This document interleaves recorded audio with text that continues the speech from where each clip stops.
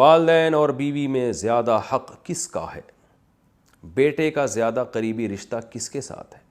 والدین کے ساتھ یا بیوی کے ساتھ؟ یعنی زیادہ توجہ والدین کی طرف ڈالے یا بیوی بچوں کی طرف؟ ہوئے ہوئے ہوئے دیکھیں، حق تو والدین کا بہرحال زیادہ ہے، انہوں نے جنا ہے، ان کے احسانات بے پناہ ہیں، اس میں تو دو رائے نہیں ہو سکتی، اور توجہ بھی والدین ہی کی طرف زیادہ دینی ہے، یعنی والدین کو بیوی پہ ترجیح دینی ہے۔ لیکن اس میں اصول یہ ہے کہ شریعت نے جو والدین کا حق ہے نا، اس کی ادائیگی کا طریقہ مختلف رکھا ہے، اور بیوی کی ادائیگی کے حقوق کا انداز مختلف ہے، وہ دونوں ایک دوسرے سے ڈیفرنٹ ہیں، لہذا دونوں ایک دوسرے کے اپوزٹ نہیں ہیں، ایک دوسرے کے خلاف نہیں ہیں کہ آپ ماں کا حق ادا کریں گے تو بیوی کا حق ضائع ہوگا، بیوی کا ادا کریں گے تو ماں کا حق ضائع ہوگا۔ اس کی مثال ایسے ہے کہ جو ہے کوئی آپ سے پوچھے کہ بھائی کیا نام ہے، بیٹے کا حق زیادہ ہے یا بیٹی کا؟ تو بھائی حق تو دونوں کا برابر ہے، لیکن دونوں کی حق کی ادائیگی میں فرق مختلف ہے۔ بیٹے کو آپ کمانے کے قابل بناتے ہو، بیٹی کا حق یہ کہ اس کے لیے اچھا رشتہ تلاش کرتے ہو، یعنی انداز مختلف ہوتے ہیں۔ بھائی کا حق الگ طریقے سے ادا کیا جاتا ہے، بہن کا حق الگ طرح سے ادا کیا جاتا ہے۔ تو یہاں بھی یہی ہے کہ والدین کا جو حق ادا کیا جائے گا وہ یہ کہ ان کو تکلیف سے بچایا جائے۔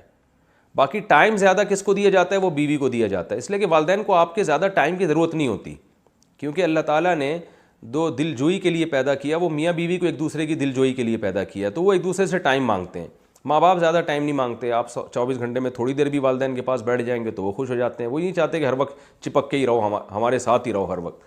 تو اس لیے والدین کو اکثر لوگ اپنے والدین کو سفر میں اپنے ساتھ نہیں لے کے جاتے، گھومنے پھرنے جاتے ہیں تو بیوی کو لے کے جاتے ہیں، تو اس لیے کہ بیوی کے حقوق میں یہ چیز داخل ہے۔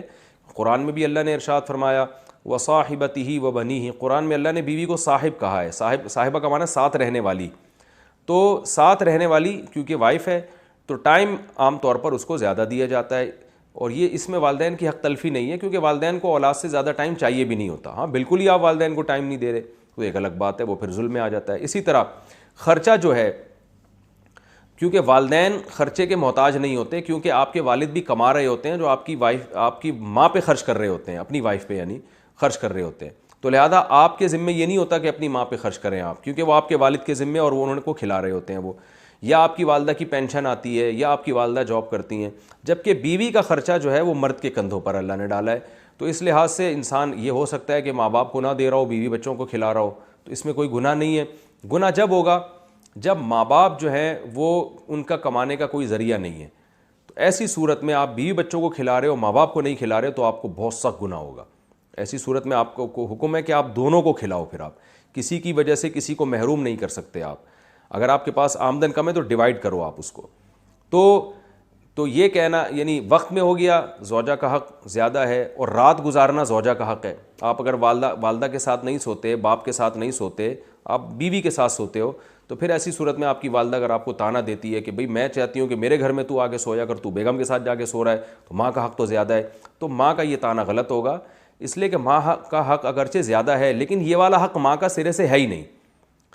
یہ حق ماں کا نہیں ہے بلکہ اس کا ہے جو اپنے ماں باپ کو چھوڑ کر رخصتی کر کے آئی ہے آپ کے گھر میں، تو یہ رات آپ کو اس کے ساتھ گزارنی پڑے گی۔ ہاں کبھی کبھار ہو جائے، جیسے ماں باپ کہتے ہیں بہت دن ہو گئے ہمارے گھر میں آئی نہیں رہنے کے لیے، تو کچھ دن رہنے کے لیے آؤ، وہ ایک الگ بات ہے، کبھی کبھار تو ایک الگ، لیکن مستقل بیسس پر زوجہ کے ساتھ انسان کو رہنا پڑتا ہے، اور مستقل بیسس پر خرچہ بھی آپ پر زوجہ کا ہے، چاہے وہ مالدار ہی کیوں نہ ہو۔